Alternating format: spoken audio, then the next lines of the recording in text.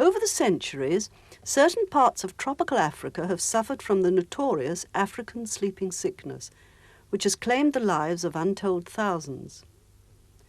In this series, we're going to consider the progress we've made in our understanding of the fundamental nature of the disease. What we now know has resulted from the efforts of research workers of the past, all dedicated scientists whose imagination and hard work, often under very difficult conditions, has added to the knowledge man has built up over the years. And we now turn to the continuing efforts of their successors for the solution to problems this disease still presents. Our story begins in medieval Africa with the illness and death of a corrupt and tyrannical emperor of Mali. In the 14th century, the Arab Empire embraced the whole of North Africa, and caravan routes across the Sahara brought Arab traders, travellers and professional men to the fertile lands south of the desert, known to the Arabs as the Balad as-Sudan, the kingdom of the black people. Now at this time, the Emperor of Mali ruled over vast areas of land which stretched from the Atlantic coast to Upper Nigeria as we know it today.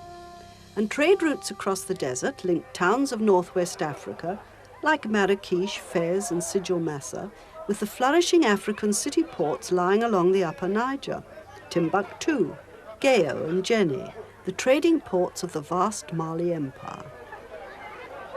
A considerable number of Arabs settled in Mali, where they were engaged in various activities. Some were traders and shopkeepers. Others held posts in such areas as teaching or the legal profession, and so the influence of Islam spread through the kingdom of the blacks. Of course, news from the south was carried back across the desert by travellers such as the inveterate Ibn Battuta, who visited Mali in 1352. Tales of strange animals and strange ways of life reached the Arabs in the north. And so when the great contemporary Arab historian Ibn Khaldun met a fellow countryman who'd been living and working in Mali for some time, he listened carefully to the latest news of events in the south and recorded them in his great manuscript, the Kitab al-Ibar. This is what he wrote down. Abu Abdullah Muhammad ibn Mansur, the trustworthy judge, Abu Abdullah Muhammad ibn Mansur, a native of Sijil Massa, who had settled in the land of Kogo in the Sudan and had been employed in the legal profession at Malikia since the year 776, gave me much information about their kings, which I have written down.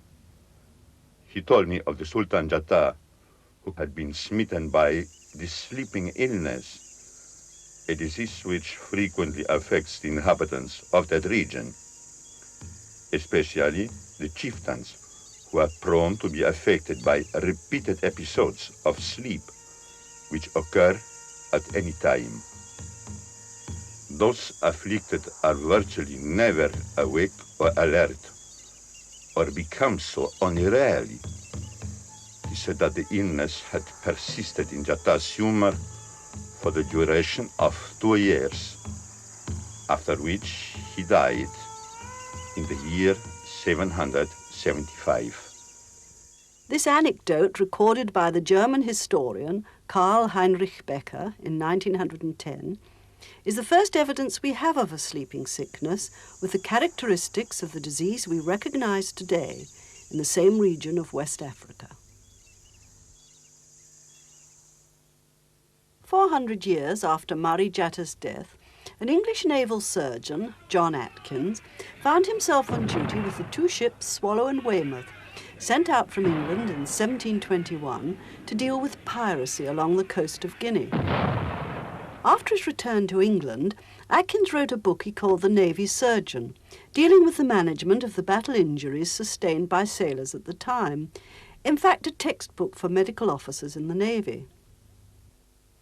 However, he added an appendix to his book, recording observations he had made while serving off the coast of Guinea, including, among other things, the illnesses to which the native Negro and European traders were subject.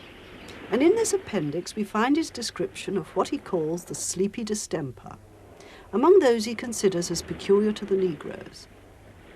The sleepy distemper, common among the Negroes, gives no other previous notice than a want of appetite 2 or 3 days before. Their sleeps are sound and sense of feeling very little. For pulling, drubbing or whipping will scarce stir up sense and power enough to move. And the moment you cease beating, the smart is forgot, and down they fall again into a state of insensibility, drivelling constantly from the mouth as if in a deep salivation. Breathe slowly, but not unequally, nor snort.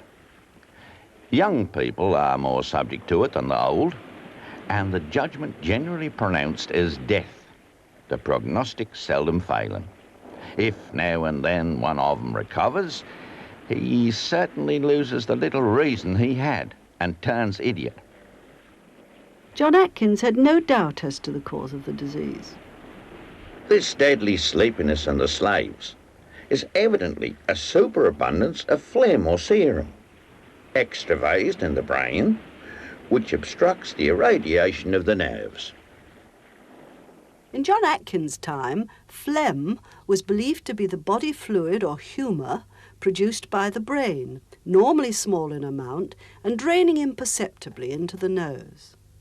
When a patient caught a cold and phlegm was seen pouring down the nose, the assumption was that too much was being produced or retained by the brain.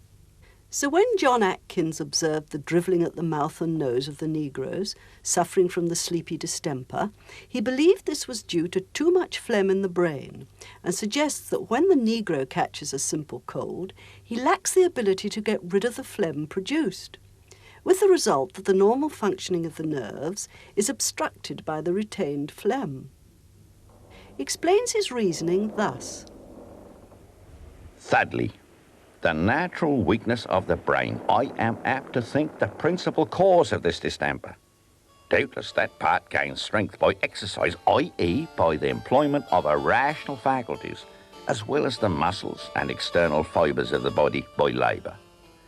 And since the Africans are hereditarily ignorant, destitute of all art and science, or any mechanical knowledge to exercise the brain, it consequently grows weaker in its inward structure and recesses, and fails, together with the judgment and passions. He admits that none of the cures available are any use. The cure is attempted by whatever rouses the spirits. Bleeding in the jugular, quick purges, sternatories, vesicatories, acupuncture, seton, fontanels, and sudden plunges into the sea. Unfortunately, the medical profession at the time was unaware of John Atkins' account, and the disease appears to have remained unknown outside Africa for many years. It was the best part of a century before the second account of African sleeping sickness was published in 1803. It appeared in the second volume of a book entitled An Account of the Native Africans in the Neighbourhood of Sierra Leone, to which is added an account of the state of medicine among them. The name of the author, Thomas Masterman Winterbottom, is eternally linked with the disease for 2 reasons. His account was the first to reach the notice of medical and other readers, and his clinical description included a reference to the enlarged glands in the neck, which so commonly occur in the early stages of the disease.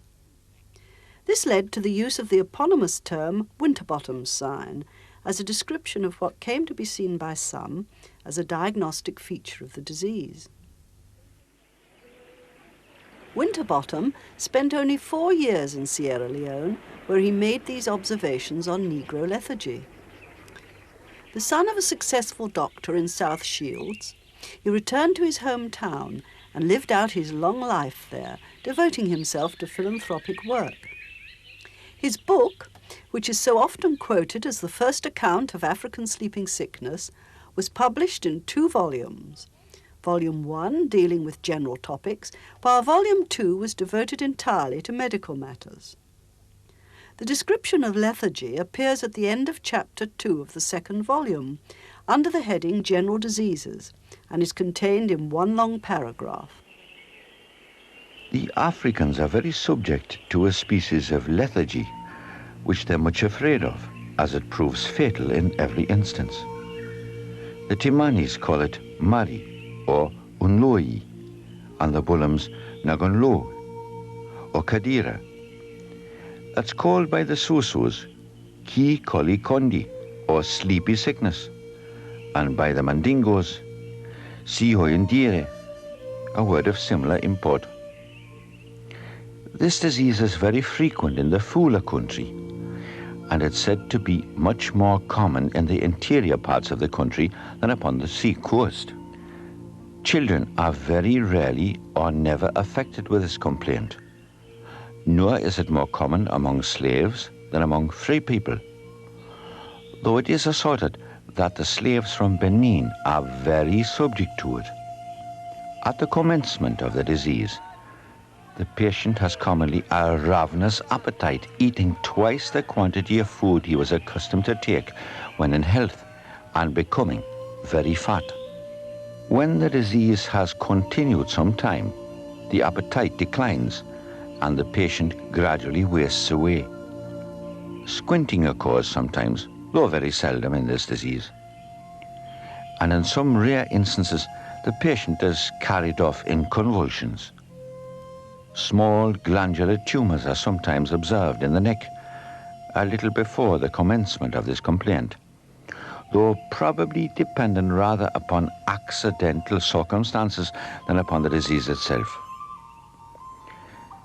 Slave traders, however, appear to consider these tumors as a symptom indicating a disposition to lethargy, and they either never buy such slaves or get quit of them as soon as they observe any such appearances.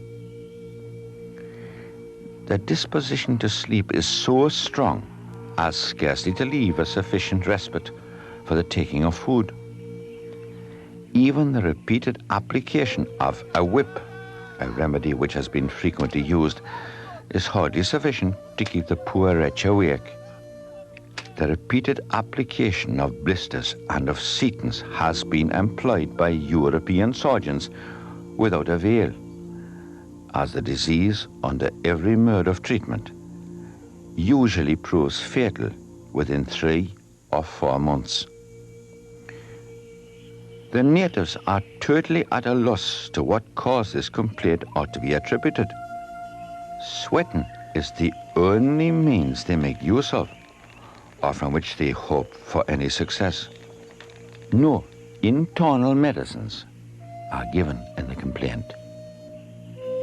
Winterbottom's account of African sleeping sickness, devoid of any theoretical speculation, quite simply introduced the medical profession in Europe to a new dramatic and lethal disease which appeared to afflict exclusively the West African Negro.